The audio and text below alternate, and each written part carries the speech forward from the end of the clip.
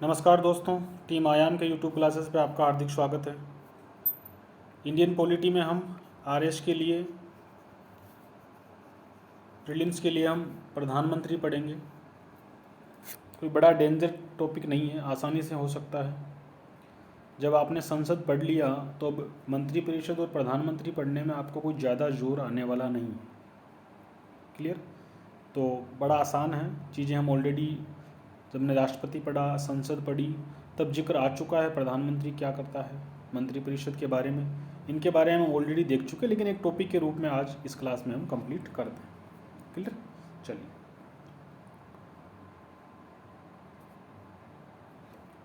Line by line पढ़ते हैं ताकि आपको एग्जाम के लिए तैयारी हो जाए। जहाँ समझाने की जरूरत पड़ेगी वहाँ मैं आपको समझाता जाऊँगा। संविधान द्वारा प्रदत्त सरकार की संसदीय व्यवस्था में राष्ट्रपति केवल नाम मात्र का कार्यकारी प्रमुख होता है। राष्ट्रपति हमारे देश में केवल नाम मात्र का कार्यकारी प्रमुख होता है।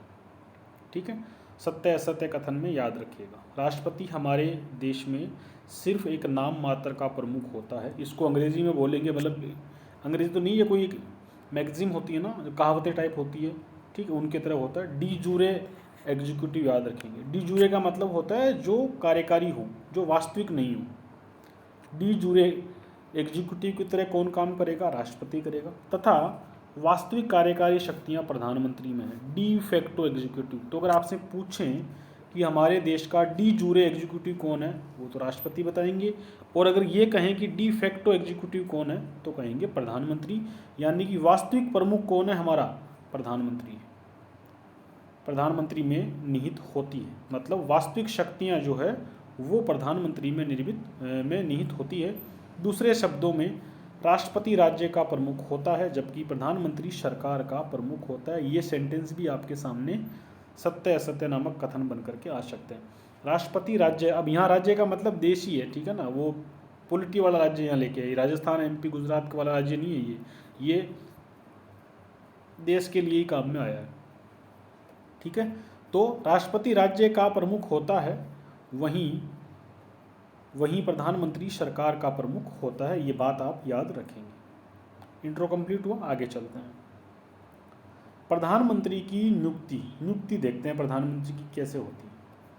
संविधान में प्रधानमंत्री के निर्वाचन और नियुक्ति के लिए कोई विशेष प्रक्रिया नहीं दी गई है। कोई ऐसा स्पेशल आर्टिकल नहीं है कि भाई जो प्रधानमंत्री के बारे में डायरेक्ट बात करें।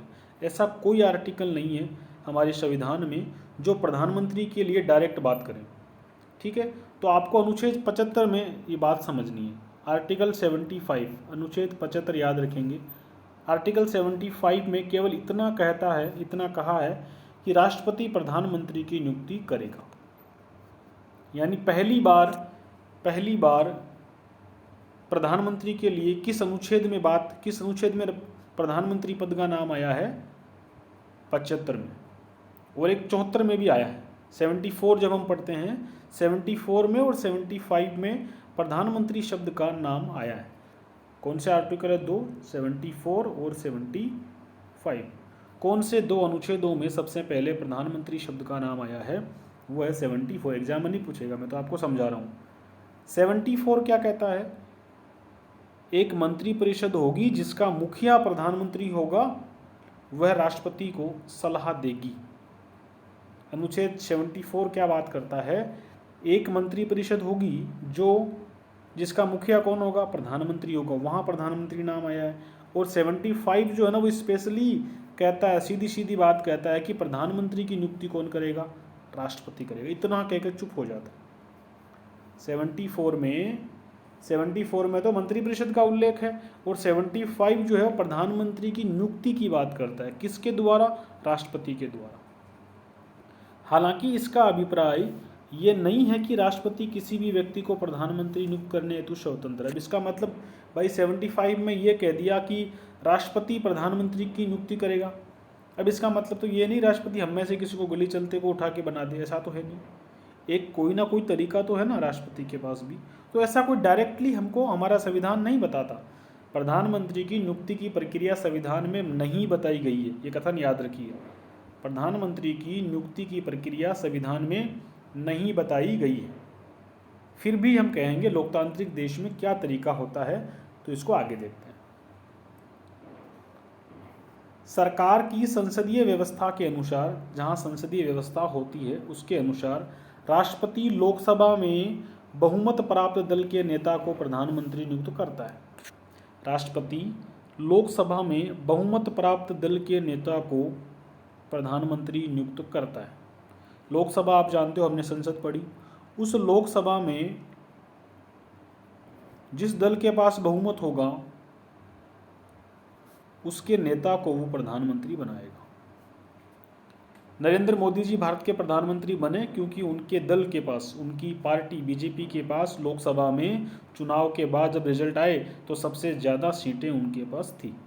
मनमोहन सिंह भारत के प्रधानमंत्री बनाए गए क्योंकि उनकी पार्टी कांग्रेस के पास 2004 में, 2009 में उनकी पार्टी का जो दल था, उनकी पार्टी का जो समूह था, उनके नेतृत्व में उस समय सर्वाधिक सीटें थी।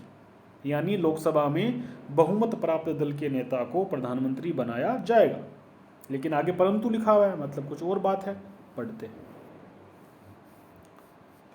परंतु यदि लोकसभा में कोई भी दल स्पष्ट बहुमत में न हो तो भाई चलो ठीक है, अगर साफ साफ वोट आ गए, 272 प्लस आ चुके हैं, तब तो कोई दिक्कत ही नहीं है। जिस दल के पास, जिस पार्टी का नेता अपने 272 लोगों की लिस्ट लेकर के आ जाएगा उसको बना देंगे। नॉर्मल सी प्रोसीजर है भाई। आपको अगर राष्ट्रपति की कुर्सी पर बिठा दिया जाए और आपसे पूछे कि बताओ चुनाव परिणाम आ चुके हैं, अब बताओ किसे प्रधानमंत्री बनाओगे, तो आप सिंपल सा कहोगे भाई 272 से ज़्यादा किसके पास आ रहे हैं, कौन सी पार्टी 272 से ज़्यादा लेके आ रही है, और उस पार्टी का जो नेता मेरे पास 272 लोगों की लिस्ट लेकर के आएगा मैं उसको प्रधानमंत्री बना दूंगा, जब स्पष्ट बहुमत मिल जाए तो।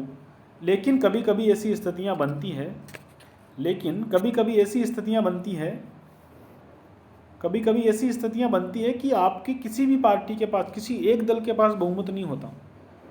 यदि लोकसभा में कोई भी दल स्पष्ट बहुमत न हो तो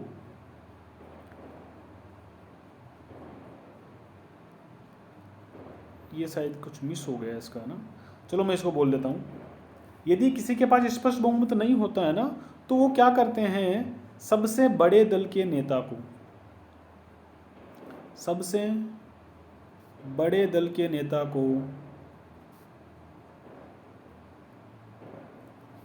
पीएम बना देते हैं। अगर लोकसभा में भाई सीधा सीधा बहुमत आया है तो कोई दिक्कत नहीं है, ठीक है, सबसे बड़े दल के नेता को पीएम बना देते हैं। या फिर यूँ लिख लो कि नेता को प्रधानमंत्री के, या उसको यूँ लिख लो, सबसे बड़े दल के नेता को आमंत्रित करते हैं। इसको यूँ समझो आप, सबसे बड़े दल के नेता को आमंत्रित करते हैं कौन, राष्ट्रपति।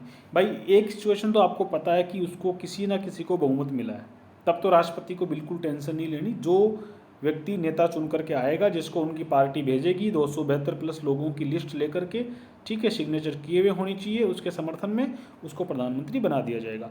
लेकिन कभी ऐसी सिचुएशन हो कि 272 किसी भी पार्टी के पास नहीं है और कोई भी समूह ऐसा उसे नहीं नज़र आ रहा जो सरकार बनाने की स्थिति में हो, वहाँ राष्ट्रपति के पास थोड़ा सा विवेक होता है, वो अपने विवेक से वहाँ काम करते हैं। और वहाँ राष्ट्रपति क्या करते हैं, वहाँ फिर उनका एक विवेक ये काम करता है कि वो साधारणतया सबसे बड़े दल के नेता को आमंत्रित करते हैं। जिस पार्टी के पास, ठीक है, बहुमत नहीं है, लेकिन सबसे बड़ा, इनमें से ज़्यादा आगे सीटें कौन लेकर के आ रहा है, उसको बुलाते हैं। अगर उनमें से ही कोई नहीं आए तो ऐसी स्थिति में राष्ट्रपति अपने विवेक से किसी भी व्यक्ति को, जो चुनाव जीत करके आए, जो भारत में राजनीतिक दल है, उनमें से किसी भी व्यक्ति को फिर वो प्रधानमंत्री बना देते हैं। यदि किसी को बहुमत नहीं,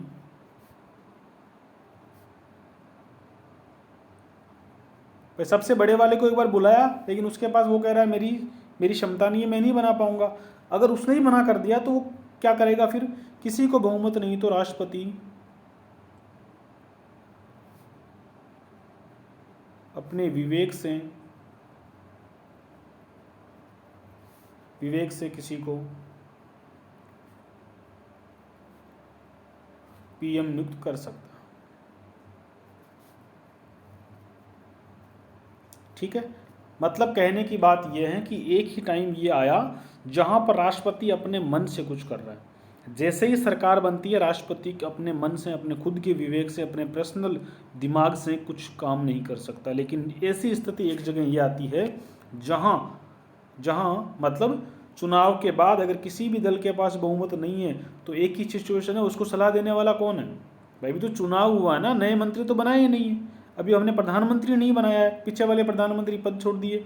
अब ये जो टाइम है, इस टाइम उससे सलाह कौन देगा? यहाँ कोई सलाह देने वाला नहीं है, यहाँ उसे खुद ही डिसीजन करना है। तो यहाँ एक समय ऐसा आता है जब प्रधानमंत्री को अपने विवेक से काम लेना पड़ता है और प्रधानमंत्री अपने मन से सोचता है कि इन इतने नेताओं में से कौन सबसे योग्य है, कौन मुझे जितने एमपी चाहिए सरकार बनाने के लिए अगले कुछ दिनों में, 15-20 दिनों में, ऐसा कौन सा व्यक्ति, कौन सा योग्य व्यक्ति है जो भारतीय राजनीति में 272 लोगों को एक जगह इकट्ठा कर सकता है, और ऐसे व्यक्ति को वो अपने मन से राष्ट्रपति प्रधानमंत्री बना देता है। ठीक है। अब ऐसा जो जिसको पीएम बनाया ना, वो अगले कुछ 15-20 दिन का टाइम दिया जाता है उसको, कई बार 1 महीने का दे देते हैं। वो क्या करता है, फिर बहुमत सिद्ध करता है। इसे बहुमत सिद्ध करना होता है, एक निश्चित डेट दे देते हैं उसको, ये बहुमत सिद्ध करता है। और अगर ये बहुमत सिद्ध कर लेता है तो सरकार इसकी रह जाती है। अगर ये बहुमत सिद्ध नहीं कर पाता है तो फिर दोबारा चुनाव कराए जाते हैं। अगली बार देखा जाता है कि भाई फिर वापस चुनाव होंगे, नए वापस चुनाव होंगे, और कोशिश की जाएगी कि फिर 272 कौन लेकर के आए, ऐसा होता है। लेकिन अमूमन जो है कोई ना कोई यहाँ पर बहुमत लेकर आ जाता है, कोई ना कोई दल यहाँ पर सरकार बनाने के लिए आगे आ जाता है, कोई खास दिक्कतें नहीं होती। ठीक है। 1997 में उच्च न्यायालय ने निर्णय दिया कि एक व्यक्ति को जो किसी भी सदन का सदस्य न हो 6 माह के लिए प्रधानमंत्री नियुक्त किया जा सकता है। यहाँ तक समझो बात को। 97 में सुप्रीम कोर्ट ने एक बात कही कि एक व्यक्ति जो किसी भी सदन का सदस्य नहीं है, यानी कि एक व्यक्ति जो किसी भी सदन का सदस्य नहीं, उसे प्रधानमंत्री बनाया जा सकता है। कितने माह के लिए? 6 माह के लिए। इस समयावधि में उसे संसद के लिए किसी भी सदन का सदस्य बनना पड़ेगा, अन्यथा वो प्रधानमंत्री के पद पर नहीं बना रहेगा। एग्जाम्पल सेट करता है। मान लो राष्ट्रपति जी को आप योग्य लगे, कोई ऐसा नेता योग्य लग गया जो वर्तमान में चुनाव जीत करके नहीं आया है, या ना तो राज्यसभा का सदस्य है और ना ही लोकसभा में चुनाव जीत करके आया, तो राष्ट्रपति ने उस योग्य व्यक्ति को पीएम तो बना दिया, लेकिन उसे अगले 6 महीनों के लिए संसद के किसी एक सदन का सदस्य बनना पड़ेगा। अगर वो ऐसा नहीं कर पाता है तो उसे फिर वो अपने पद से निकल जाएगा, उसको पद से उड़ना पड़ेगा। मंत्री के लिए भी यही योग्यता है और प्रधानमंत्री के लिए भी यही योग्यता निर्धारित की गई है। इसका मतलब ये हुआ, आपसे मैं सवाल पूछ लूँ, भारत में प्रधानमंत्री बनने की न्यूनतम आयु कितनी है? ऐसी कोई आयु निर्धारित नहीं है। भारत में प्रधानमंत्री बनने की कोई न्यूनतम आयु, हमारा संविधान तो एटलीस्ट आप दिमाग लगा लो 25 साल कह सकते हो कम से कम, लेकिन ये कोई फिक्स नहीं है। अगर आपसे कोई पूछे कि भारत में प्रधानमंत्री बनने की न्यूनतम उम्र कितनी है, कोई उम्र नहीं है। हाँ भाई, अगर 24.5 साल का व्यक्ति को बना दिया या 24 साल 8 महीने के व्यक्ति को बना दिया तो उसको अगले 6 महीने में ही चुनाव लड़ना, तो वो एक स्थिति लिखी जाएगी। लेकिन ऐसा कहीं लिखा हुआ नहीं है कि न्यूनतम 25 साल का या 24 साल का 30 साल का व्यक्ति प्रधानमंत्री बनेगा। प्रधानमंत्री के लिए कोई न्यूनतम आयु निर्धारित नहीं की गई है हमारे संविधान में। चलिए आगे बढ़ते हैं। संविधान के अनुसार प्रधानमंत्री संसद के दोनों सदनों में से किसी का भी सदस्य हो सकता है। इंग्लैंड में है ना, इंग्लैंड में जो निम्न सदन है ना, लोकसभा टाइप, वहाँ का मेंबर होना जरूरी है। लेकिन भारत में प्रधानमंत्री जो होता है किसी भी सदन का सदस्य हो सकता है। लेकिन ध्यान रखना, नेता वो हमेशा लोकसभा का रहेगा, यह ध्यान रखना। मेंबर चाहे राज्यसभा का आए चाहे लोकसभा का आए, लेकिन नेता हमेशा, नेता किसका माना जाएगा? लोकसभा का माना जाएगा।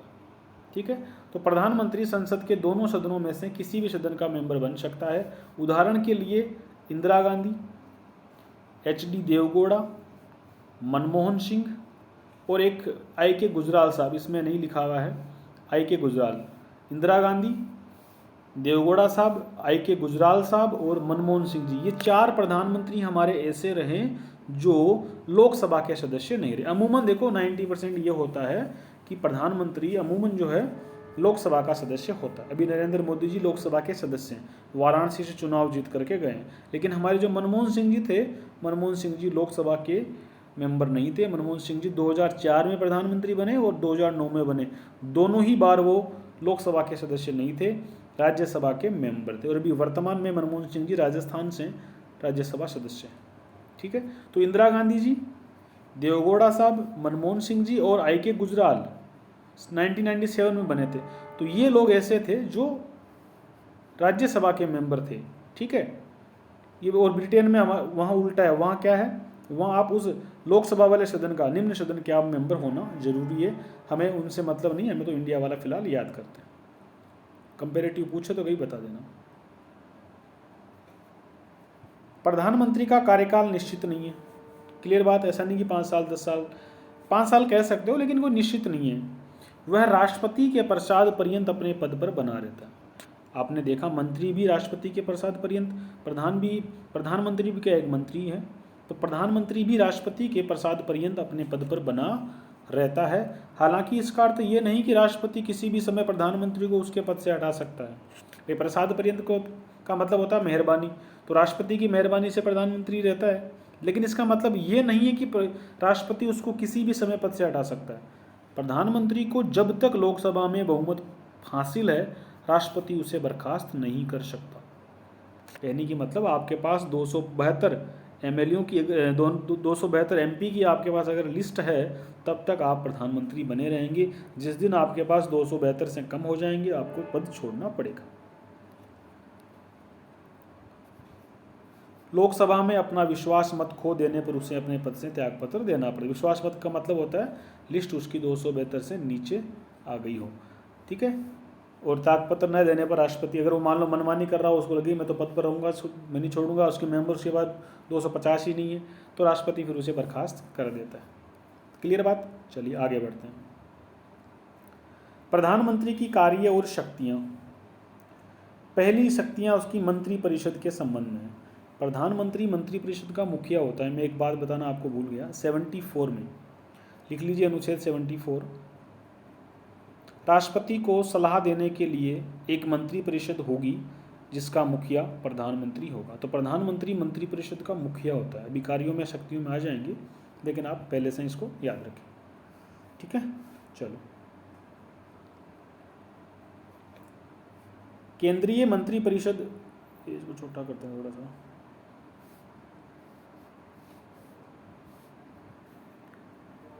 ये क्या गलत हो रहा है कुछ इसमें है ना, ये चलिए। केंद्रीय मंत्रिपरिषद के प्रमुख के रूप में प्रधानमंत्री की कुछ शक्तियां हैं। मतलब प्रधानमंत्री मंत्रिपरिषद का मुखिया होता है, उसकी कुछ शक्तियां, कुछ कार्य उसके पास है। वह मंत्री नियुक्त करने हेतु अपने दल के व्यक्तियों की राष्ट्रपति को सिफारिश करता है। मतलब अपने जो उसके दल के, उसके समूह के, उसके खास लोग हैं, उनमें से उसे जिसको मंत्री बनाना है उसकी वह सिफारिश राष्ट्रपति को करता है। बनाएगा राष्ट्रपति, सिग्नेचर राष्ट्रपति की होने, लेकिन सिफारिश कौन करता है? प्रधानमंत्री करता है। राष्ट्रपति उन्हीं व्यक्तियों को मंत्री नियुक्त करता है जिनकी सिफारिश प्रधानमंत्री द्वारा की जाती है। क्लियर बात। वह मंत्रियों को विभिन्न मंत्रालय आवंटित करता है और उनमें फेरबदल कर सकता है। वह मंत्रियों भाई कौन सा मंत्री किस डिपार्टमेंट को देखेगा, कौन सा मंत्रालय देखेगा, वह इस प्रकार की नियुक्तियां करता है। क्लियर। वह किसी भी मंत्री को त्यागपत्र देने अथवा राष्ट्रपति को उसे बर्खास्त करने की सलाह दे सकता है। प्रधानमंत्री को लगा कि कोई मंत्री उसका ढंग से काम नहीं कर रहा है, तो उसे वो त्यागपत्र देने, पद से हटने के लिए भी कह सकता है। और वो नहीं मान रहा तो राष्ट्रपति को बोलेगा कि इसको बर्खास्त कर दो, मान ही जाते हैं। ठीक है। वह मंत्रिपरिषद की बैठक की अध्यक्षता करता है। जब भी मंत्रिपरिषद की बैठक होगी तो उसकी अध्यक्षता कौन करेगा? प्रधानमंत्री ही करेगा। ठीक है। तथा उसके निर्णयों को प्रभावित करता है। भाई प्रधानमंत्री सबसे बड़ी चीज़ है, वो उसके निर्णयों को प्रभावित करेगा। प्रधानमंत्री जो कहेगा मंत्रिपरिषद मानेगी, मुखिया है उनका। आज मोदी जी को आप उसमें बीच में रख के समझ सकते हो। जो पीएम के जज गई वो पूरे मंत्रिपरिषद जज गई। ठीक है। वह सभी मंत्रियों की गतिविधियों को नियंत्रित, निर्देशित करता है और उनमें समन्वय रखता है। भाई शिक्षा मंत्री क्या कर रहे हैं, कपड़ा मंत्री क्या कर रहे हैं, पर्यावरण मंत्री क्या कर रहे हैं, संस्कृति मंत्री क्या कर रहे हैं, सबकी जो चीज़ें होती हैं उनको मॉनिटर करता है, उनको देखता है, उनके बीच एक समन्वय बनाए रखता है। वह पद से त्यागपत्र देकर मंत्रिमंडल को बर्खास्त, मंत्रिपरिषद को बर्खास्त कर सकता है। दो शब्द आते हैं, एक तो आपको बीच बीच में आएगा मंत्रिपरिषद और कभी कभी आ जाता है मंत्रिमंडल। घबराइएगा नहीं, दोनों का मतलब वैसे एक ही होता है, लेकिन सही वैलिड जो शब्द है ना वो ये है। इस शब्द का कुछ ज़्यादा उल्लेख नहीं है, इसको हम ठीक है कैबिनेट के रूप में काम में लेते हैं, लेकिन सही वास्तविक वर्ड जो आपको आपका संविधान बार बार इसके बारे में बात करता है वो मंत्रिपरिषद है। तो मंत्रिमंडल नाम से सिर्फ आपातकाल लगाने वाला एक अनुच्छेद आएगा ना, वहीं पर मंत्रिपरिषद वहीं पर मंत्रिमंडल है। आपातकाल के संबंध में ही आपको मंत्रिमंडल शब्द काम में लेना है, बाकी सभी जगह आपको हमेशा क्या काम में लेना है, मंत्रिपरिषद शब्द काम में लेना है। नोट्स वगैरह में चलो ठीक है लिख दिया गया है, लेकिन आप थोड़ा ध्यान रखिए। वह त्यागपत्र देकर मंत्रिमंडल यानी मंत्रिपरिषद को बर्खास्त कर सकता है। मतलब अगर प्रधानमंत्री त्यागपत्र दे दे, प्रधानमंत्री इस्तीफा दे, तो बाकी सारे मंत्रियों के ऑटोमेटिक इस्तीफे आ जाएंगे। समझे? आज देश का प्रधानमंत्री अगर इस्तीफा दे दे तो उसके साथ जितने भी मंत्री है सब के सब इस्तीफा उनके ऑटोमेटिक हो जाएंगे, सब के सब पद से मुक्त हो जाएंगे। लेकिन अगर कोई एक मंत्री इस्तीफा दे दे तब कोई फर्क नहीं पड़ता, वो अपने घर जा सकता है, सरकार ऐसे चलती रहेगी। क्लियर? चलिए,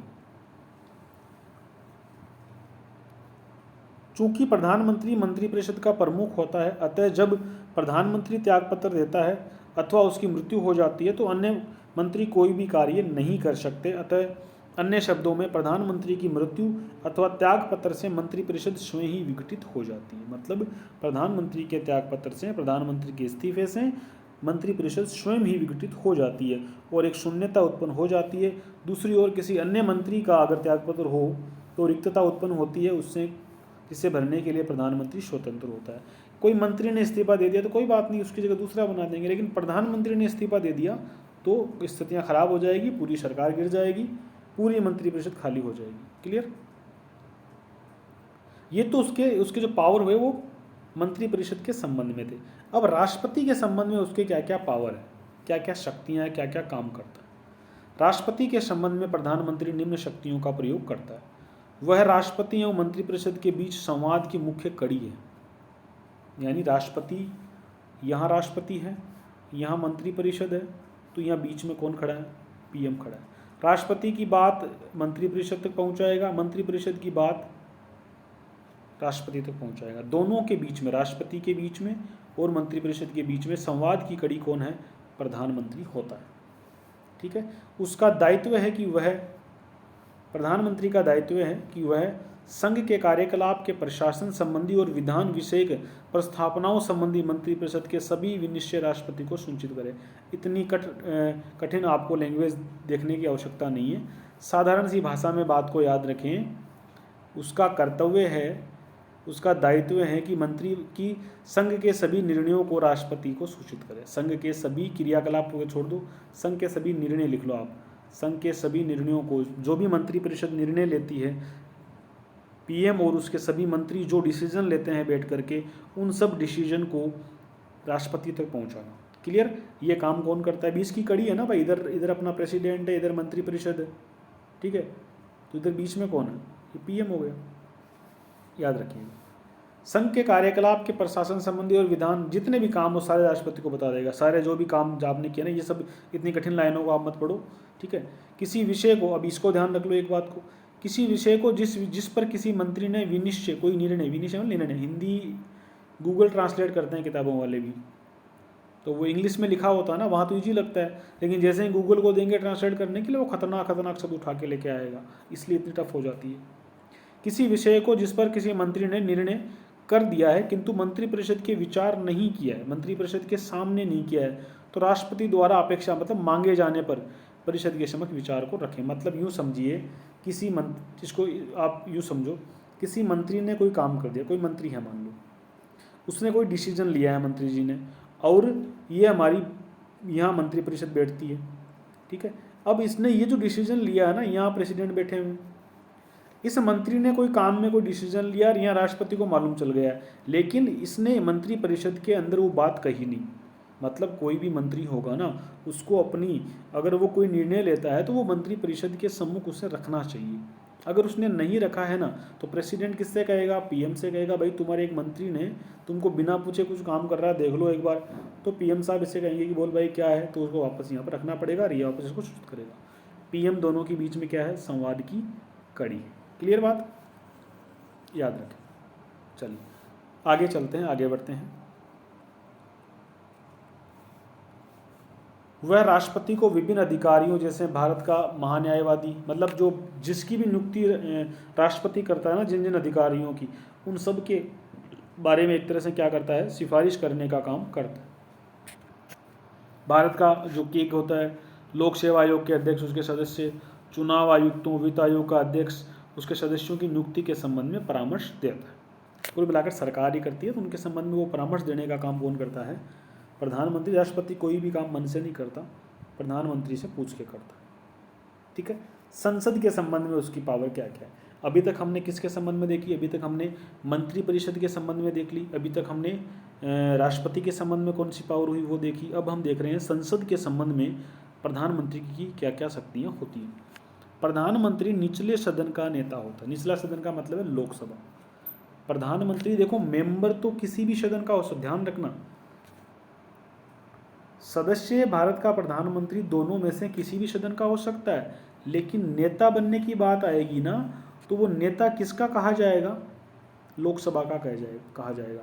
मनमोहन सिंह जी भले ही 2004 और 2009 में राज्यसभा के मेंबर बनकर आते हो, लेकिन वो नेता लोकसभा के माने जाते हैं। मतलब प्रधानमंत्री जो है वो लोकसभा का नेता माना जाएगा। सत्य असत्य कथनों के लिए फेवरेट सेंटेंस बन सकता है, याद रखिए। अब देखो पावर क्या क्या है उसकी। वह राष्ट्रपति को संसद का सत्र आहूत करने एवं सत्रावसान करने संबंधी परामर्श देता है। प्रधानमंत्री ही है जो कहता है कि भाई हमारी क्लासेस शुरू कर दीजिए, सत्र आरंभ कर दीजिए, और कहता है कि अब क्लासेस बंद करवा दीजिए। तो सत्र को आहूत करने की सिफारिश कौन करता है, करेगा राष्ट्रपति साइन, लेकिन पीछे से उसको सिफारिश सलाह कौन देगा, पीएम देगा। इस बात को ध्यान रखिएगा। वह किसी भी समय लोकसभा विघटित करने की सिफारिश राष्ट्रपति से कर सकता है। हो सकता है प्रधानमंत्री का मन भर गया हो, उसको नहीं लगे कि मुझे सरकार चलानी है, तो बोल सकता है कि लोकसभा को विघटित कर दो, नए चुनाव करवाने हैं, हम अब इस्तीफा दे रहे हैं। तो वो ऐसा करके लोकसभा को भी विघटित कर सकता है। मंत्रिपरिषद को तो इस्तीफा दे के कर देगा, पूरी लोकसभा को भी वो विघटित करवा सकता है राष्ट्रपति को कह के। ठीक है, वह सभा पटल पर सरकार की नीतियों की घोषणा करता है। हमारे मोदी जी जब कई बार लोकसभा में भाषण देते हैं ना, तो ये सरकार की नीतियों की भी घोषणा कर सकता है संसद के अंदर। अन्य शक्तियां और कार्य देख लो। उपरोक्त भूमिकाओं के अतिरिक्त प्रधानमंत्री की अन्य शक्तियां क्या क्या हैं देख लेते हैं। वह अब देखो किस किस का अध्यक्ष होता है, इस बात की, यह बड़ा मोस्ट सवाल है। नीति आयोग, ठीक है, राष्ट्रीय एकता परिषद, नाम याद करिए, 1 नंबर लिखिए नीति आयोग, 2 नंबर लिखो राष्ट्रीय एकता परिषद, 3 नंबर लिखो अंतर्राज्यीय परिषद, राष्ट्रीय जल संसाधन परिषद। ठीक है, इनका अध्यक्ष होता है। कुछ अन्य संस्थाएं भी होती है, जैसे आपकी चौथी ये लिख लो, चौथी तो ये होगी, 5वीं लिख लो, आर्थिक मामलों की मंत्रिमंडलीय समिति, आर्थिक मामलों की मंत्रिपरिषदीय समिति। कई बार अखबार में नाम आता है, करंट अफेयर में नाम आता है। आर्थिक मामलों की जो मंत्री परिषदीय समिति है ना, उसका अध्यक्ष भारत का वित्त मंत्री नहीं होता, पीएम होता है। आप गलती करोगे। आर्थिक मामले, ये सवाल आ सकता है ना, आर्थिक मामलों की मंत्री परिषदीय समिति का अध्यक्ष कौन है, वित्त मंत्री मत करना, प्रधानमंत्री ही होता है। तो ये नाम मैं मिटा दूं, आपको वापस दिख जाएगा। चलिए, तो ये इन चीज़ों का वो अध्यक्ष होता है, इन आयोगों का अध्यक्ष। नीति आयोग का अध्यक्ष होता है, राष्ट्रीय एकता परिषद का अध्यक्ष होता है, ठीक है, अंतर्राज्यीय परिषद का अध्यक्ष होता है, राष्ट्रीय जल संसाधन परिषद का अध्यक्ष होता है, और आर्थिक मामलों की मंत्रिपरिषदीय समिति का अध्यक्ष होता है। वह राष्ट्र की विदेश नीति को मूर्त रूप देने में महत्वपूर्ण भूमिका निभाता है। वह राष्ट्र की विदेश नीति को मूर्त रूप देने में महत्वपूर्ण भूमिका निभाता है। वह केंद्र सरकार का मुख्य प्रवक्ता है। ध्यान रखना, केंद्र सरकार का मुख्य प्रवक्ता कौन है, प्रधानमंत्री है। देश की विदेश नीति को मूर्त रूप देने में भूमिका निभाता है। हमारे मोदी जी पूरी दुनिया में बाकी देशों में घूम के आते हैं, तो वही काम करे। विदेश मंत्री भी होता है, लेकिन ये मुख्य काम किसका बन जाता है? प्रधानमंत्री का। वह आपातकाल के दौरान राजनीतिक स्तर पर आपदा प्रबंधन करता है। अभी व्यवस्थाएं बिगड़ी थी कोरोना में, तो मोदी जी बार बार आके टीवी पर हमको समझा रहे थे कि ऐसा करो वैसा करो, ये काम इन्हीं का होता है। ठीक है। देश का नेता होने के नाते विभिन्न राज्यों के विभिन्न वर्गों से लोगों से मिलता है, समस्याओं के संबंध में बात पर सत्ताधारी दल का नेता होता है। वह सत्ताधारी दल का नेता होता है, जिसकी पार्टी जिसके बहुमत में है उस पार्टी का वो नेता माना जाता है। ठीक है। वह सेनाओं का राजनीतिक प्रमुख होता है। ध्यान रखना, देखो वैसे सेनाओं का जो कार्यकारी प्रमुख है ना, तीनों सेनाओं का हेड जो है ना, हमने राष्ट्रपति को याद कर रखा है, लेकिन अगर राजनीतिक प्रमुख के बारे में बात आ जाए, वह सेनाओं को संभालने वाला, सेनाओं का मनोबल बढ़ाने वाला, दुनिया की नज़र में हमारी सेनाओं का मालिक कौन है? प्रधानमंत्री। ठीक है। कहने के लिए तो सिर्फ राष्ट्रपति है। वे मुख्यमंत्री जो प्रधानमंत्री बने, यहाँ से सवाल पूछा जा सकता है। Morarji Desai, Chaudhary Charan Singh, VP Singh, PV Narasimha Rao, HD Deve Gowda और नरेंद्र मोदी। ये कितने लोग हो गए? 1, 2, 3, 4, 5 और 6। अब तक हम 6 प्रधानमंत्री देख चुके हैं जो प्रधानमंत्री बनने से पहले किसी न किसी राज्य के मुख्यमंत्री भी रहे हैं। यह सवाल भी आपसे पूछा जा सकता है, निम्नलिखित में से कौन प्रधानमंत्री बनने से पहले भारत के किसी राज्य के मुख्यमंत्री रहे हैं? तो हम कर सकते हैं इनमें से। एक तो सवाल यहाँ से बन सकता है, एक कौन राज्यसभा के सदस्य रहे हैं, लोकसभा के नहीं रहे। तो इस तरह से हमें याद करना है। ठीक है। ये नाम आप लिख सकते हैं: Morarji Desai, Chaudhary Charan Singh, VP Singh, PV Narasimha Rao, HD Deve Gowda, Narendra Modi. Clear बात? तो ये हमें याद रखना है। प्रधानमंत्री का चैप्टर कंप्लीट हुआ है। अब चलते हैं मंत्रिपरिषद में। इसी का मतलब अपनी अभी जो हम बात कर रहे थे मंत्रिपरिषद, वही सारी वापस थोड़ी सी यहाँ पढ़नी है। याद आपको है, लेकिन कुछ टेक्निकल बातें जो लैंग्वेज के रूप में आती है उन्हें भी देख लेते हैं। समझ में आपको पहले से ही आ रखा है, तो कंसेप्ट समझाने की जरूरत नहीं है। 74 अनुच्छेद होगा इसका। आर्टिकल कौन सा है? 74। एक मंत्रिपरिषद होगी। क्या लिखा संविधान में? एक मंत्रिपरिषद होगी जिसका मुखिया प्रधानमंत्री होगा। राष्ट्रपति को सलाह देने के लिए एक मंत्रिपरिषद होगी जिसका मुखिया प्रधानमंत्री होगा। देखिए क्या होता है। अनुच्छेद 74, राष्ट्रपति को सहायता एवं परामर्श और सलाह देने के लिए मंत्रिपरिषद होगी। क्लियर? आर्टिकल 74 बात करता है मंत्रिपरिषद के बारे में। राष्ट्रपति को सलाह और सहायता देने हेतु एक मंत्रिपरिषद होगी जिसका मुखिया प्रधानमंत्री होगा। राष्ट्रपति मंत्रिपरिषद के परामर्श के अनुसार ही कार्य करेगा। तथापि यदि राष्ट्रपति चाहे तो वह एक बार मंत्रिपरिषद से पुनर्विचार के लिए कह सकता है। एक बार पुनर्विचार के लिए कह सकता है, लेकिन मंत्रिपरिषद दोबारा ऐसा करने के लिए कहें, दोबारा भेजने पर राष्ट्रपति उसकी सलाह अनुसार कार्य करेगा। मतलब क्लियर आपका 74 आपको कंप्लीट बात कर देता है कि राष्ट्रपति को सलाह के लिए, परामर्श के लिए एक मंत्रिपरिषद होगी जिसका मुखिया प्रधानमंत्री होगा। ठीक है। और राष्ट्रपति मंत्रिपरिषद की परामर्श के अनुसार ही कार्य करेगा। हालांकि वह एक बार उसे उसकी परामर्श पर पुनर्विचार के लिए कह सकता है, लेकिन दूसरी बार अगर वही सलाह वापस दे दे तब उसके अनुसार उसे कार्य करना पड़ेगा। मतलब कहने की बात जो है वो आप समझ चुके होगी। एक मंत्रिपरिषद होगी, उसका मुखिया प्रधानमंत्री होगा और जो काम मंत्रिपरिषद कहेगी वो राष्ट्रपति को करना होगा। केवल एक बार वापस कह देगा कि भाई एक बार दोबारा देख लो, लेकिन अगली बार जब वो भेज रहे हैं तब उसे मानना पड़ेगा। ठीक है। चलो इस बात को लिख। मंत्रियों द्वारा राष्ट्रपति को दी गई सलाह की जांच किसी न्यायालय द्वारा नहीं की जा सकती। मंत्रियों ने क्या क्या सलाह दी है, अच्छी दी है, बुरी दी है, इसके बारे में कोई जांच ना किसी न्यायालय के द्वारा नहीं की जा सकती। इसको आप सत्य असत्य कथनों के रूप में लिख लीजिए।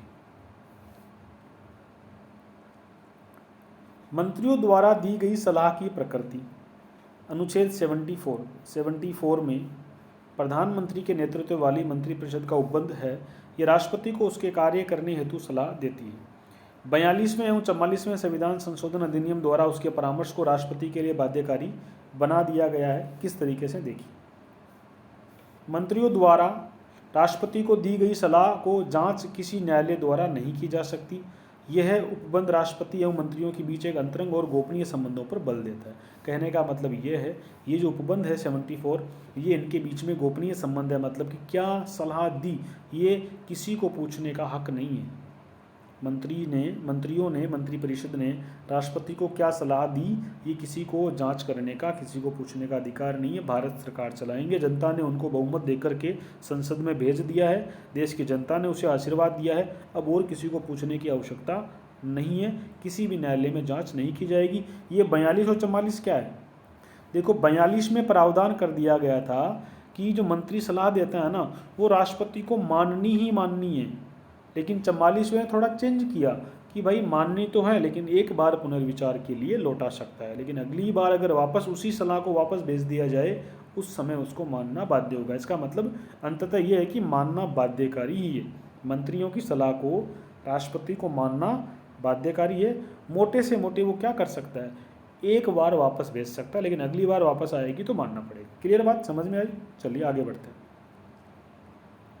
मंत्रिपरिषद की संरचना देखो, मंत्रिपरिषद में मंत्रियों की 3 श्रेणियां हैं। कितनी श्रेणियां हैं? 3 श्रेणियां। कैबिनेट 3 प्रकार के मंत्री होते हैं, 3 प्रकार समझ लो, 3 प्रकार के मंत्री होती है, कैबिनेट मंत्री, राज्य मंत्री और उपमंत्री। आपने नाम सुने होंगे ना, कैबिनेट मंत्री है, राज्य मंत्री है, एक कभी कभी उपमंत्री भी लिखा होता है नाम के आगे। उनके बीच का अंतर है उनका पदक्रम, मतलब सीनियर उनका महत्वपूर्ण कितना महत्व है, ठीक है। सीनियरिटी जूनियरिटी भी आप नहीं कह सकते, लेकिन पदक्रम है, ठीक है। वेतन और राजनीतिक महत्व, मतलब ज़्यादा तो यही है, राजनीतिक महत्व, पदक्रम कौन है, ठीक है, ऊंचा कौन है, ज़्यादा महत्वपूर्ण कौन है। प्रधानमंत्री सभी मंत्रियों का प्रमुख होता है, जो सरकार का उच्चतम कार्यकारी है, सबसे बड़ा मंत्री हम कह सकते हैं प्रधानमंत्री है, ठीक है। कैबिनेट मंत्रियों के पास, ये जो कैबिनेट मंत्री कौन होते हैं, कैबिनेट मंत्रियों के पास केंद्र सरकार के महत्वपूर्ण मंत्रालय होते हैं, ठीक है। जैसे गृह मंत्री होता है, रक्षा मंत्री, वित्त मंत्री, विदेश मंत्री, ठीक है। जो महत्वपूर्ण मंत्रालय हैं उन्हें हम कहेंगे कैबिनेट मंत्रालय। कोई हार्ड लाइन परिभाषा नहीं कि इसके आगे ये हो जाएगा, इसके जिसके नाम के आगे राज्य मंत्री लगा दिया वो राज्य मंत्री है, जिसके नाम के आगे सरकार ने उपमंत्री लगा दिया उपमंत्री है, और जिसको एक अकेला पूरा डिपार्टमेंट दे दिया वो कैबिनेट मंत्री है। कोई ऐसा कोई फार्मूला नहीं है कि भाई इसके नाम से ये वाले हो जाएंगे, नहीं, जिसको जो बनने के लिए कहा है ना वो उसका काम करेगा। क्लियर बात, जिसको बोल दिया कि आप कैबिनेट मंत्री हो तो फिर वो कैबिनेट मंत्री है। वे कैबिनेट के सदस्य होते हैं, इनकी बैठकों में भाग लेते हैं तथा नीति निर्धारण में महत्वपूर्ण भूमिका निभाते हैं, अतः इनके उत्तरदायित्व की परिधि संपूर्ण केंद्र सरकार पर है। मतलब सबसे महत्वपूर्ण मंत्री, सबसे खास मंत्री जो होते हैं ना उन्हें हम कहते हैं कैबिनेट मंत्री, और ये प्रधानमंत्री की इनके साथ हर सप्ताह हर 15 दिन से मीटिंग करता है, ठीक है। सबसे महत्वपूर्ण मंत्री होते हैं। क्लियर बात, चलिए अब देखो यहाँ कैबिनेट नाम आया है, यानी ये हमने संविधान ऐसी कोई व्याख्या नहीं कर रहा है, लेकिन हम इनको बना रहे हैं। कैबिनेट मंत्री मतलब सबसे महत्वपूर्ण मंत्री, प्रधानमंत्री के जो खास 10-15 मंत्री होते हैं ना, ऐसे तो मंत्री खूब सारे हैं हमारे देश में, लेकिन जो सबसे खास मंत्री होते हैं उन्हें हम कहेंगे कैबिनेट मंत्री। राज्य मंत्रियों को बात करते हैं। राज्य मंत्रियों को मंत्रालय विभागों का स्वतंत्र प्रभाव दिया जाता है। राज्य मंत्री क्या करते हैं, जैसे मान लो हमारे कोई वित्त मंत्री है, ठीक है, निर्मला सीतारमण जी वित्त मंत्री हैं, लेकिन उन्होंने अपने साथ में, अब वित्त डिपार्टमेंट बहुत बड़ा है उनके लिए, ठीक है, तो वो क्या करेगी, उनको एक और मंत्री दे दिया साथ में। अब वो मंत्री, उस मंत्री के नाम के आगे लगा दिया वित्त राज्य मंत्री। भाई वित्त मंत्री अभी कौन है हमारे देश में, आपको पता है, निर्मला सीतारमण जी है, ठीक है। अब उनको एक और उनका असिस्टेंट मंत्री दे दिया, उस मंत्री के नाम के आगे लगता है वित्त राज्य मंत्री, यानी कि उसको वित्त मंत्रालय में से कोई डिपार्टमेंट दे दिया आपने कि भाई तू इनके साथ में काम करो। क्लियर, ऐसा याद रखेंगे। उन्हें कैबिनेट मंत्री के साथ सहयोगी बनाया जा सकता है। सहयोग के मामलों में उन्हें कैबिनेट मंत्री के मंत्रालय के विभागों का प्रभार दिया जा, बहुत बड़े डिपार्टमेंट होते हैं ना, तो 1-2 दे दिए, अथवा मंत्रालय से संबंधित कोई विशेष कार्य सौंपा जाता है। मतलब मेन मंत्री जो होता है ना, कैबिनेट मंत्री का सहयोगी बना के रखा जाता है। दोनों ही मामलों में कैबिनेट मंत्री की देखरेख, सलाह और उसकी जिम्मेदारी पर काम करते हैं। स्वतंत्र प्रभार के मामले में, यानी अगर किसी के आगे लिखा हुआ है वित्त राज्य मंत्री स्वतंत्र प्रभार, तो इसका मतलब है कि वे अपने मंत्रालय का कार्य कैबिनेट मंत्री की तरह ही पूरी शक्ति व स्वतंत्रता से करते, थोड़ा और उसके अंदर पावर निकाल देते हैं, ठीक है। हालांकि वे कैबिनेट के सदस्य नहीं होते तथा उनकी बैठकों में भाग नहीं लेते। कैबिनेट मतलब खास खास लोग हैं, उनकी रोज़ की बैठकों में वो नहीं जाते हैं। वे तब बैठक में जाते हैं जब उन्हें उस मंत्रालय से कोई कार्य हेतु बुलाया जाता है। ठीक है, तो कैबिनेट की बैठकों में सिर्फ कैबिनेट मंत्री जाएंगे, राज्य मंत्री वगैरह उपमंत्री होते हैं, स्वतंत्र प्रभार वाले होते हैं, इनको जब बुलाया जाए ना तभी जाते हैं, जब तक इनको आमंत्रित किया जाए तब तक, जब तक इनको नहीं बुलाया जाए तब तक नहीं जाते। ठीक है, तो राज्य मंत्री का बात समझे, कैबिनेट मंत्री के साथ में एक मंत्री बना दिया जाता है। इस क्रम में अगला क्रम उपमंत्रियों का, ये भी कुछ राज्य मंत्रियों की तरह ही है। ठीक है, उन्हें मंत्रालयों का स्वतंत्र प्रभार नहीं दिया जाता। राज्य मंत्रियों को तो क्या है कि कभी कभी स्वतंत्र प्रभार दे दिया जाता है, लेकिन उपमंत्रियों को स्वतंत्र प्रभार नहीं दिया जाता। इन्हें मंत्री का सहयोगी बना करके रखा जाता है। मंत्री जो काम बताए वो काम कर लिया जाता है। उन्हें कैबिनेट अथवा राज्य मंत्रियों को उनके प्रशासनिक, राजनीतिक और संसदीय कार्यों में सहायता के लिए नियुक्त किया जाता है। उपमंत्री मतलब मुख्यमंत्री क्या कह सकते हैं आप, कैबिनेट मंत्री जो होता है, बड़े मंत्री के साथ में एक मंत्री लगा देते हैं कि अगर डिपार्टमेंट बहुत बड़ा है तो उसके साथ में काम करने के लिए। ठीक है, वे कैबिनेट के सदस्य नहीं होते और कैबिनेट की बैठक में भाग नहीं लेते हैं, जब बुलाया जाता है तभी जाते हैं। ठीक है, यहाँ उल्लेख करना आवश्यक है कि मंत्रियों की एक और श्रेणी, वैसे कोई श्रेणी व्रेणी नहीं जानबूझ के बनाई जा रही है, संसदीय सचिव नाम से कोई पद है। वे मंत्री परिषद की अंतिम श्रेणी में आते हैं, मतलब जो मंत्री नहीं है लेकिन ज़बरदस्ती किसी को खुश करने के लिए बना रहे हैं हम, है ना, मंत्री नहीं होते, खुश करने के लिए बनाया जाता है। ठीक है, उनके पास कोई विभाग नहीं होता, वे वरिष्ठ मंत्रियों के साथ उनके चमचागिरी करते हैं, साथ साथ रहते हैं, लेकिन ऐसे पद हमारे अभी वर्तमान में नहीं बनाए गए हैं। वे वरिष्ठ मंत्रियों के साथ उन्हें संसदीय कार्यों में सहायता के लिए नियुक्त होते हैं। हालांकि 1967 से राजीव गांधी की सरकार के प्रथम विस्तार को छोड़कर आज तक कोई भी संसदीय सचिव नियुक्ति नहीं की गई है। केवल एक बार भारतीय इतिहास में संसदीय सचिव बनाए गए हैं राजीव गांधी की सरकार के द्वारा। 1967 से राजीव गांधी की सरकार के प्रथम विस्तार को छोड़कर कोई भी हम कह सकते हैं कि फिर मंत्री नहीं बनाए। 1967 में बनाए गए, फिर राजीव गांधी की सरकार के समय बनाए गए, उसके अलावा नहीं बनाए गए हैं। तो संसदीय सचिव मंत्री जैसे ही होते हैं लेकिन मंत्री नहीं होते हैं। अपवाद स्वरूप कह सकते हैं कि मंत्रियों के विशेष सहयोगी होते हैं, उनको कोई डिपार्टमेंट नहीं दिया जाता, मंत्रियों के संसदीय कार्यों में उनकी हेल्प करने वाले होते हैं। वास्तविक मंत्री उन्हें आप नहीं कह सकते। ये हमने मंत्रिपरिषद के रूप में देखा। और मंत्रिपरिषद की कुछ नहीं है इनकी। अब देखो, अब इनके काम में देख लो, अगर आपको कुछ देखना हो तो यहाँ समझ लेते हैं हम। ये जो मंत्रिपरिषद होती है ना, सामूहिक जिम्मेदार होती है, सामूहिक भावना पर काम करती है ये, या सामूहिक जिम्मेदारी की भावना पर काम करती है। समझो इस बात को आप। कोई भी मंत्री सरकार के किसी निर्णय को बिना अपने मंत्रियों से डिस्कस किए हुए बाहर नहीं बोलेगा। मंत्री जो भी वक्तव्य देते हैं ना टीवी वगैरह में, उनको सोच समझ के बोलना चाहिए। मंत्री परिषद एक सामूहिक जिम्मेदारी की भावना पर काम करती है।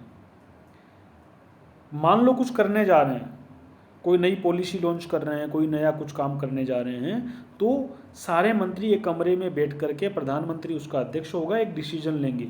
उससे पहले उस डिसीजन को बाहर नहीं डालेंगे और अपनी टीम, यानी एक टीम की तरह काम करते ही। कप्तान होता है इनका प्रधानमंत्री और ये सारे टीम की तरह उसके पास बैठे होते हैं। ठीक है, ये जैसा इनके लीडर इनको निर्देशित करे उसी के हिसाब से काम करेंगे, इसके खिलाफ नहीं जाएंगे बिल्कुल। अगर कोई मंत्री जाता है तो पूरी की पूरी मंत्री परिषद के खिलाफ हो जाएगा मामला। मतलब मंत्रियों को अपनी जिम्मेदारी को किस तरह निभाना चाहिए, सामूहिक जिम्मेदारी की तरह लेना चाहिए। एक अकेला मंत्री अपने किसी डिसीजन को मंत्री परिषद के सामने रखे बिना बाहर नहीं बोलेगा और अपनी भाषा का ध्यान रखेगा। अगर वो गलती करता है तो पूरी सरकार, क्योंकि सरकार का रिप्रेजेंटेटिव है बाहर, ठीक है, उसे सरकार के साथ रहना है। अपने मुखिया की जो निर्देश है, उनकी अपनी टीम के जो डिसीजन है ना, उस टीम की तरह उनको रहना है। क्रिकेट की टीम होती है ना 11 खिलाड़ियों की, उनको वैसे खेलना होता है। ठीक है, एक ने कुछ गलत किया, उसकी मंत्रिपरिषद की बेइज्जती हो जाती है कई बार। तो थोड़ा ध्यान रखेंगे, मंत्रिपरिषद सामूहिक जिम्मेदारी की भावना पर काम करती है। बाकी इनके जो पावर वगैरह है वो देख लेते हैं। जैसे मंत्रिपरिषद जो होती है ना, मंत्रिपरिषद जो होती है ये जो मंत्री होते हैं ना, ये संसद के किसी भी सदन में भाषण दे सकते हैं, किसी भी सदन में, वो चाहे लोकसभा हो और चाहे राज्यसभा हो। कोई मेंबर ऐसा है जो लोकसभा का सदस्य है, ठीक है, तो लोकसभा के अंदर तो जाएगा ही जाएगा, वो राज्यसभा के अंदर भी जाकर के अपनी सीट, एक सीट दी होती है उसे, उस सीट पर जाकर के भाषण दे सकता है। मतलब मंत्री को दोनों सदनों में बोलने का मौका मिलता है, मेंबर को नहीं मिलता, मंत्री को मिलता है, क्योंकि मंत्री उसके पास डिपार्टमेंट है, उससे सवाल पूछे जाएंगे, उनके जवाब तो देने पड़ेंगे ना। तो मंत्री को दोनों सदनों में अपनी बात रखने का, उपस्थित होने का अधिकार है। लेकिन जब अगर कहीं वोटिंग का दिन आएगा, होते हैं ना, किसी बिल को पारित कराने में 2/3 बहुमत चाहिए, मतदान की जरूरत पड़ती है, उस समय वो जिस सदन का मेंबर है उसमें आ जाएगा। कोई भी व्यक्ति अगर मंत्री बनता है तो वो अगर मेंबर नहीं है, अगर वो किसी भी सदन का मेंबर नहीं है, लिख लो बातें, मैं इसमें लिखी हुई नहीं है, बोल रहा हूँ, अगर कोई व्यक्ति मंत्री बनता है और मंत्री बनते समय वो किसी सदन का मेंबर नहीं है, तो 6 महीने में उसे किसी न किसी सदन का मेंबर बनना जरूरी है। जैसे मोदी जी को आज लगे कि आपको कोई मंत्री बना दिया, आपको शिक्षा मंत्री बना दिया भारत का, तो और आप किसी सदन के मेंबर नहीं है, तो अगले 6 महीने में आपको, अगले 6 महीने के भीतर भीतर आपको दोनों में से किसी एक सदन का मेंबर बनना पड़ेगा। क्लियर? ये बातें आप याद रखें। मंत्री इस्तीफा किसे देगा? राष्ट्रपति को सौंपेगा अपना इस्तीफा। मंत्री इस्तीफा राष्ट्रपति को सौंपेगा, बीच में अगर छोड़ना होगा। और मंत्री के इस्तीफे से सरकार पर कोई खास फर्क पड़ने वाला नहीं है। मंत्री के इस्तीफे से सरकार पर कोई खास फर्क पड़ने वाला नहीं है, सरकार कहीं नहीं जाती मंत्री के इस्तीफे से। क्लियर बात? तो ये हमारा प्रधानमंत्री और मंत्रिपरिषद का चैप्टर खत्म हुआ। 2 चैप्टर आज एक ही क्लास में हमने कंप्लीट कर लिए, प्रधानमंत्री और मंत्रिपरिषद। ठीक है, यहाँ से सवाल आएगा। अब सवाल और अगर टफ आ सकता है ना इससे, तो आपको प्रधानमंत्रियों की लिस्ट पूछ सकता है, रैंकिंग पूछ सकता है, कौन बाद में बना, कौन पहले बना। थोड़ी मेहनत आप करिए, थोड़ा गूगल करिए। आज फ़ोन से देख ही रहे हो, तो अभी फ़ोन को जब ये वीडियो ख़त्म होता है तो गूगल पर जाइए और भारत के प्रधानमंत्री लिखिए, वो लिस्ट आ जाएगी। थोड़ी इसको देखें। यहाँ से पीछे के 2-3 तो आपको याद रहेंगे। अभी मोदी जी है, इनसे पहले मनमोहन सिंह जी थे, ठीक है, उनसे पहले अटल बिहारी वाजपेयी जी थे। ऐसे याद करिए, जो पहले हैं उनके बाद कौन बने, ऐसा कुछ याद करिए। एक लिस्ट आप प्रधानमंत्रियों की ज़रूर बनाकर याद करें, ये काम आपका है, याद रखिए। अभी वीडियो ख़त्म होने के बाद आप प्रधानमंत्रियों की लिस्ट देखेंगे, हो सकता है आपको भारत के प्रधानमंत्रियों का क्रम पूछ लें कि निम्नलिखित प्रधानमंत्रियों को उनके क्रम के से उनको जमाइए, तो ऐसा सवाल भी आ सकता है, थोड़ा सा उनको देख लेना। ठीक है, तो प्रधानमंत्री और मंत्रिपरिषद का कंसेप्चुअल चीज़ें आज खत्म हुई। अगले वीडियो में नए टॉपिक के साथ मिलते हैं। ऑल द बेस्ट, मेरी ओर से आपको शुभकामनाएं। धन्यवाद।